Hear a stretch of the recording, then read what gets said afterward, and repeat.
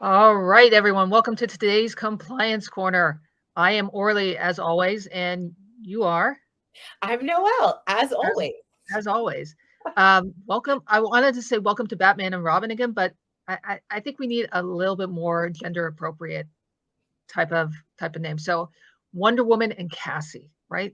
It's a Except deep no cut. one knows that Cassie is a Nope, sidekick. nobody You does. I know, say we're Laverne and Shirley. Laverne and Shirley, Thelma and Louise, other Nope, great women. well, Thelma and Not Louise. Thelma and Louise. That's a little scary with the. Yeah. All That's right. So okay. But maybe the not. other ones, up until they drive over the edge, I'm good. So you told me something as we were getting ready for the show, Noel, that people are actually beginning to hear you on Compliance Core, which is 2 thumbs up. So Yay! if you guys are liking the show and you want to hear more, or you have ideas on shows that we should do, just reach out to us in the comments, leave a comment, and we'd love to try and do a show that people are asking for. So Absolutely, absolutely. yeah. All right. So while we get to today's topic, it's all about technology versus policy. Dun, dun, Ooh. dun, dun, dun, dun. Okay. Today's technology versus policy question is, so when you're thinking about achieving CMMC compliance, NIST compliance, DFARS compliance, you name it, All the people compliance. try and put it in these kind of, I'm going to put my hand on a stack of Bibles and say it has to be this way, or, it has to be achieved, compliance has to be achieved, technology has to be achieved, or it has to be achieved versus policy.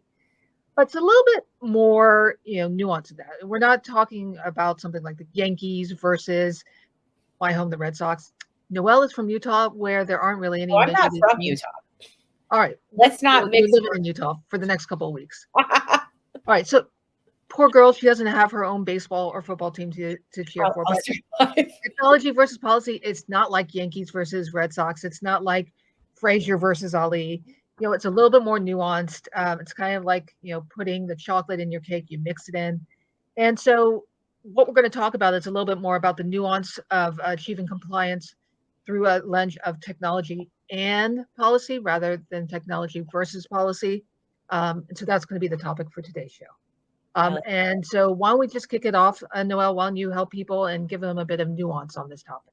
Sure. So I think you really covered it very well, that there are kind of different camps that feel like, oh, or you can go, and I've heard this from customers and potential customers so many times in past few months. Well, I went to this technology company and they told me that their technology will answer all my questions. Huh. No. That is not possible. I wish that it were. However, that is not a possibility that you have. You don't just get an easy button for compliance. If there was one, then we would all have done it, and you and I wouldn't be sitting here having this conversation. On the other side, there's policy, and there are a lot of people who believe, well, like, I can just check a policy off for every single thing. Well, a lot of it, sure, but there are some things that you genuinely need a technology to do. You're not going to be Right. able to really keep your CUI super, super safe with just some words on a page that say that you're going to do that. Yeah. So the joke I made earlier was you're not going to get Fred Flintstone to come up and yabba yabba do some FIPS encryption and protect your Hey, CUI. if he's FIPS 140-2 certified, maybe it could work. I don't know. But my personal experience is that he is not. So we're going to have to move forward with that. But yeah, so that's kind of the general idea that you end up having is there are camps that those technological vendors, and I mean, we're a technology vendor, but we are the first ones to tell you that technology is not going to solve all your problems. But then on the other side, there are a lot of consultants who are like, oh, all the policies will just solve your problems, and you don't need to have a whole lot of technology or any at all, and everything will be fine. Neither one of these is right. You really do have to have more of like a combination of those two and have them in the appropriate places to make it work for compliance. Yeah. So what you're saying is, it's not good to be a zealot or a purist in this. Be a little bit more kind of like the golden mean, and try and integrate the two of those. So let's think a little bit about how these two things can work together. What does technology and policy mean in terms of working together? How's that look? Yeah, definitely. So, a great example would be, okay, if I'm saying, for example, that I'm going to have training that has to be done there, I think it's ATL2 3.2.1 and 3.2.2 and 3.2.3, if I'm not mistaken. Yes, I was thinking that this morning over my coffee. As you should. Thank you. Right. I will check that later to make sure that I did that right, but I think those are the right numbers. But that is awareness and training. So awareness and training has 3 different sections to it.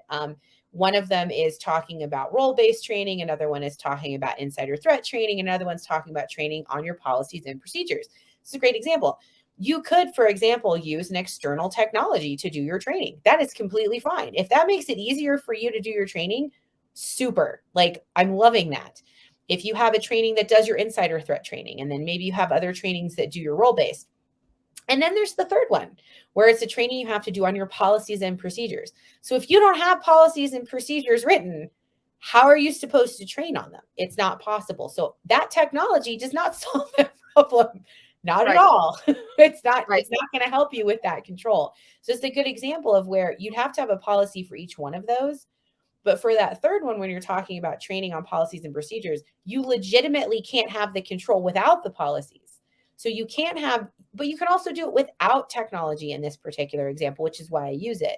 You could also do training internally if you want to, on slides. But really, I would say that still has technology involved, because you'd still have to make a slide deck which is a solution that's technologically based. So I think that that's kind of where the confusion comes in, is that some people look at these things and say, oh, okay, well, like, I'll just write a policy for this and it's going to check the box.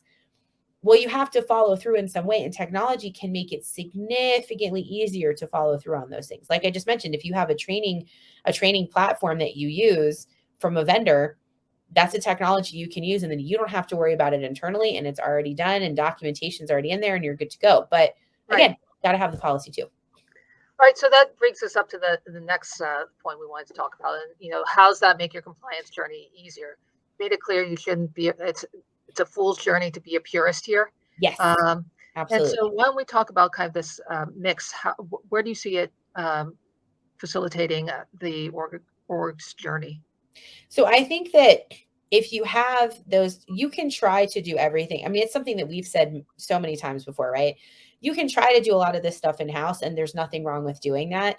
But there comes a point where you need that external help, those external technologies to help you, and those external consultants to help you, right? So you get those policies set up, you understand what you need to do, and then you find those places where technology could help you. Vulnerability scanning is a great example. I don't know of any companies, and maybe they're out there, but I don't know of any companies that individually scan every one of their computers, like, by hand. I don't know of anybody who does that. That is a good example of having a technology that's going to make it significantly easier for you. You get a vulnerability scanning tool, you're good to go. It also, another thing too to think about is a lot of technologies will check off more than one control. So I know that that's something that's really a huge concern for members of the DIB, and I don't blame anybody. It's cost, right? It can cost a lot to do this kind of stuff. You got to have, am I going to have a training technology, and I'm also going to have vulnerability scanning, and I'm also going to have asset inventory management, and I'm going to have endpoint management. There's a lot of things. But if you find the right tool, and you find the right technology that has all the information kind of in a really vast, like, it'll check a lot of those boxes, you're going to save yourself a lot of money. And if you then have policies and procedures that really set up all of those technologies, you're going to be in a much, much better place than if you're trying to do all technology or trying to do all policy and procedure. Yeah. So it sounds like don't be pound foolish, penny wise, pound foolish, right? All the things. Yes, exactly. All those things. Anything with pounds and pennies and things and stuff and whatever. Yeah. Well, it seems like, it could be a cost saving exercise on the part of some organizations. Look, we really need to make this as inexpensive as possible. So we're going to try and do as much as we can by policy. Absolutely. Right. And I understand that. And I don't think there's anything wrong with having that mentality to a point, but with the open-ended understanding that there are going to be technological solutions that will make it even cheaper, even though they may not look that way at the beginning. If you do all that policy and procedure first, then you can kind of figure out where those holes are, those gaps, that sort of gap analysis internally, and then see, like, okay, well, where are there places we can save some money? Where are there places where technology, makes sense and is going to save us some money? Definitely. Right. So let's just kind of round this up by looking at some of the takeaways. And I think that's kind of an important thing to kind of finish on, highlight the main points that people should take away from this discussion. Yeah, definitely. So one is clearly, don't be a purist. Don't die on the hill of I have to do this, right. It's not worth it's not worth it It's not. to your It's health, not. your sanity. But seriously, why don't you kind of lead us through some of the main takeaways as you see it? Sure. That is the biggest one. Don't feel like you have to go one way or the other. Another takeaway too is like you had just mentioned, don't make yourself so concerned with cost that you lose opportunities to make things a lot easier and a lot more Right. compliant. Like that's another huge one. Don't be a purist of everything, but also don't think, okay, I've got to save every single penny. And I understand completely how expensive this can be, but there really are, if you find the right technological solutions, you really can make things a lot easier for yourself, genuinely. And And more cost effective. and more cost effective in the long run, even though it may not seem that way. And there might be a little bit of sticker shock. In the long run, it'll probably be significantly cheaper and easier. I mean, just talking about resources alone, it may end up be a lot easier to do Yeah. that. Right. Definitely. And the other takeaway to have, excuse me, is if you need assistance with this kind of stuff, there are people out there to help you. You do not need to do all of this by yourself. We've said this a million times and we'll say it a million more. But there are so many different RPOs that are out there, or different consulting companies that can help you out with compliance. They can help you with these policy documents. I mean, if you're Right. like, man, this is too much documentation, I can't handle it. It's just like you can find a great technological partner. You can find a great consulting partner to help you with all the documentation as well.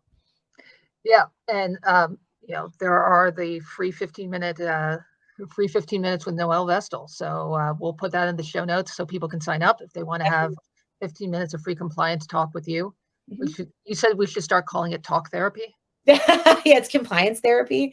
Yes, because I genuinely, a lot of the people I talk to, and I do not blame anybody, are very frustrated and confused. And because it's so much information to process and it's so many different things to think about. And most people, have other stuff going on. They're not just a compliance manager like I am. They have a lot of different hats that they're wearing. So I genuinely understand how people feel.